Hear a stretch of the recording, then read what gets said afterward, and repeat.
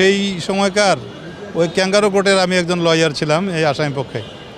সেই ধারাবাহিকতায় যে মামলাগুলি শুরু হলো, হয়রানিমূলক মামলা, বিশেষ করে বিএনপি সমর্থিত নেতাকর্মীদের মামলা, মন্ত্রীদের মামলা, ইনক্লুডিং আমাদের অ্যাক্টিং চেয়ারম্যান তৎকালীন এবং বর্তমান চেয়ারম্যান এবং সাবেক চেয়ারম্যান, সাবেক প্রধানমন্ত্রী বেগম খালেদা জিয়া সহ।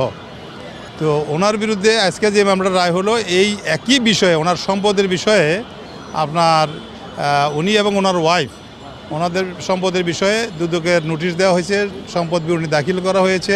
এগুলি গ্রহণ না করে ওনার বিরুদ্ধে মামলা হয়েছে এবং ওনার ওয়াইফের বিরুদ্ধে।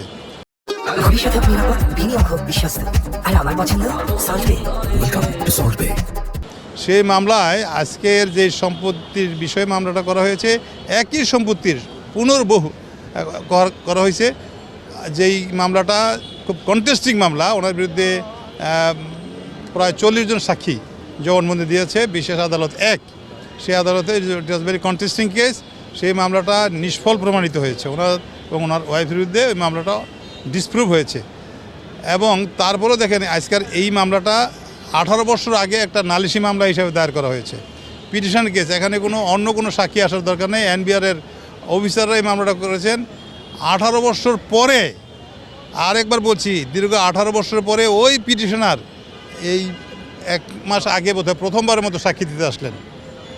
একজন রাজস্ব বিভাগের কর্মকর্তা, বর্তমানে তিনি কমিশনার। এতদিন পরে মনে হইল যেন একটা মামলা ওনার বিরুদ্ধে করা হয়েছে। এই সময়গুলিতে উনি ওই বাদী বা বাদী সহ অন্যান্য আয়কর বিভাগের 17 জন কর্মকর্তা একজনও কোর্টে আসে নাই।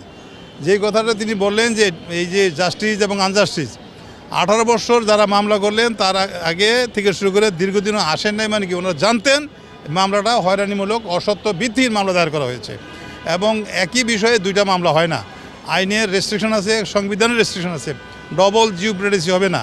একটা লোকে একই অপরাধে 2বার শাস্তি দেওয়া যাবে না। একটা করলেন দুর্নীতি দমন কমিশন আইনের 26(2) এবং 27(1)। আর একই বিষয় নিয়ে এখানে ইনকাম ট্যাক্স অর্ডিন্যান্সের আওতায় একটা মামলা করলেন। তো আজকে আল্লাহর কাছে উনি শুকরিয়া আদায় করেছেন। আমরা জনগণ, বিচারক এবং সবার সামনে এই যে স্বস্তিকর রায় আজকে দিয়েছে, এটার জন্য আমরা কৃতজ্ঞতা জানাচ্ছি।